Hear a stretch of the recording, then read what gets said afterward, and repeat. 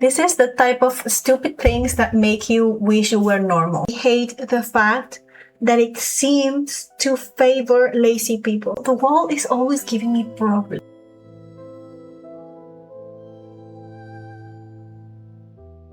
I started working on learning how to do filmmaking and stuff. There's various reasons for that. One of them is that I love everything that has to do with art. Like, I do music, I draw, I love sewing, I love visual art in general, and acting, and I just can't get myself to choose one thing. I need to do everything. And so to me, cinema is the thing that kind of puts everything into one coherent project.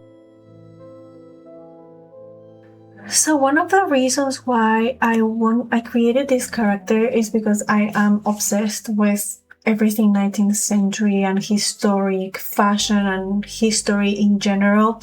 I like it very much. So if it were by me, I will be dressing like princess gowns, period clothes all the time, but you can't always do that because society. But most importantly, sometimes it's not even practical.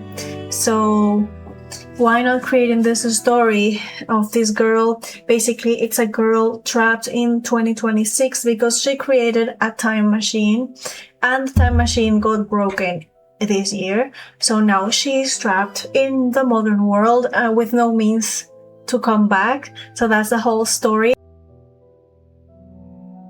So the window can be a metaphor of her inner world.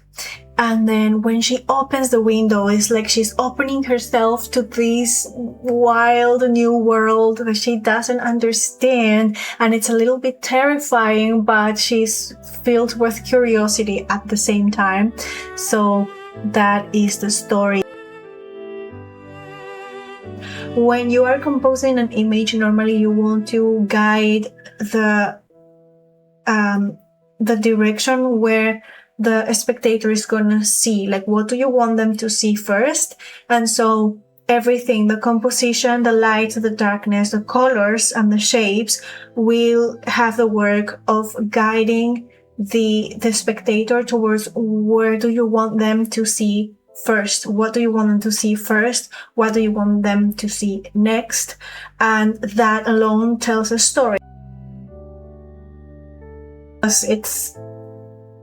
There's not much light. This is something that I learned from here, is that it's better to expose the image a little bit more than you think it's necessary, because it's better to have from where to take out, so that if you have enough information, you can then make it darker.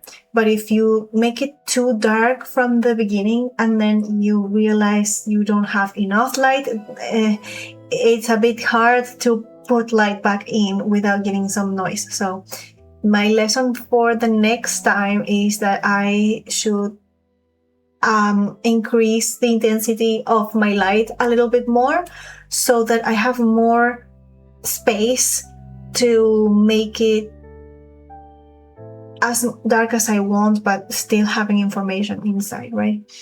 So some people hate AI. I don't think they hate AI. I think they hate the fact that it seems to favor lazy people. But in the long term, it doesn't, because if you are lazy and you are just create a story for me, for example, with no context, no nothing, the output is going to be pretty generic. And so all these lazy people just throw on the internet all the generic stuff they create with AI, and then it looks like it's bad, but it's not that the AI was bad, it's that the person behind it is bad. So if you are someone who actually knows what they want to create and how much sovereignty you want to have over the thing you are creating, the use you're going to make of ChatGPT and other AIs is going to be completely different. And then another thing is that people think or seem to think that the only way that you can use AI for is for generating things, like generating music, generating images, and whatnot. But that's like actually the tip of the iceberg. Like, imagine if you love drawing, for example, but your job is sending emails and you have to spend 8 hours a day sending emails, and then you have no time or energy for drawing, which is what you actually want to do.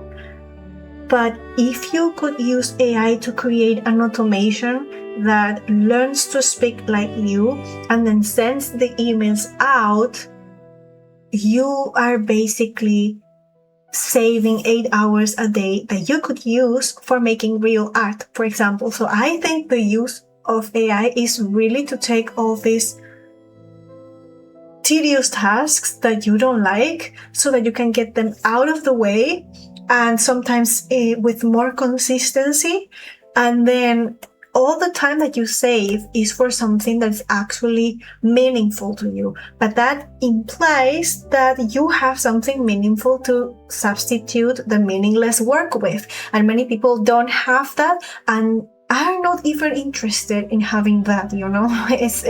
They complain, but they actually have nothing to fight for or to try to get their time back for, you know. But yeah, those are my opinions on the topic. And also, if you want to know what I think there is an interest in part of the population hating AI or being afraid of it, or thinking that it's going to take everything away from them, because you cannot get to know something that you hate or someone that you hate. Because when you hate something or someone, you are creating a whole story about the thing in your head as reasons for hating that. And once you have created your story, you have to stand by it. And so that blocks you, that prevents you from getting to know that thing and to maybe realize that you were wrong, or some things about it on your beliefs were wrong. And so that's why it's important not to hate as much as possible, because it really limits your capacity of deepening your vision of the world. So one should have curiosity about things. Like that phase refinement is AI inside DaVinci Resolve, and it has limitations. Like if it doesn't have like a well lit face looking in front of it like that, like if it's a little bit like that and with some creativity around lighting, it's not gonna work. Like it's gonna say like, this is too much for my neurons. It's not gonna work. So sometimes a simpler tool works better. So honestly, it's more about knowing what thing gives the best result rather than having to use a tool because it's on trend and it's the future and you have to use it. Sometimes it's going to be the best tool and sometimes it's going to be the worst tool. So it's about the discernment. Important thing. Like if you have no clarity, like if you don't know how something is going to turn out, the best thing I can say is that you don't need to know, is just start moving. Like, what's my next step? What's my number one thing that I can do today? Like, even if it's making a drawing, making a video, or writing something or building something small. But if you want to go to a goal of yours and you will never know the entire roadmap. Like no one ever does. And I am starting again. Like I keep starting over and over again because I was finding myself, right? And sometimes you need to find yourself, and the most important thing is that you do it while you're moving. Like, it's gonna be hard if you don't move.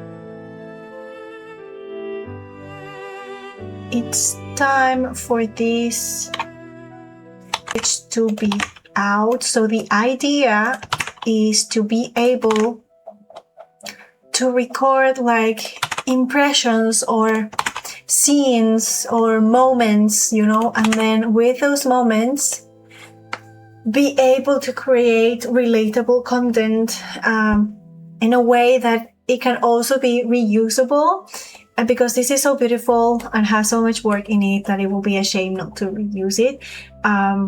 But in a way that it doesn't feel spammy. It's just like new combinations of the same moments that tell different stories depending on the order of how you put them, or the text you put them with, or the music you put them with, or the trend, like if it's a transformation trend. For example, I'm planning on using a lot the Windows crash sound.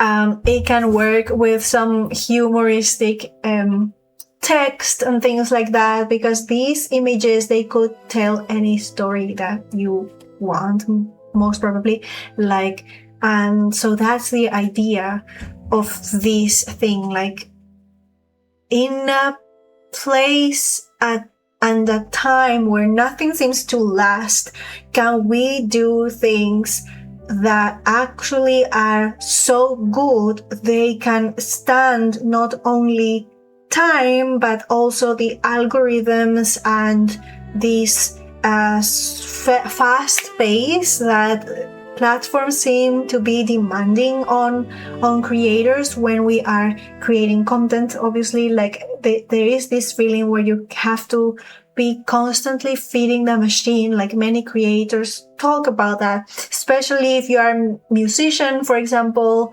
or an artist. I don't know if they feel the same, but there is this feeling where it's either making the content or practicing and getting better at your craft, and it feels like one is stealing time from the other. So how can you create something that, instead of stealing time from you, it's actually incorporated in your life and feels right to you, so that you can keep being out there, showing up, but without feeling like you're losing your entire life to the thing? That's the whole question that I'm trying to answer. And yet I say that only color grading this takes forever, so I don't know what time am I saving actually. So much to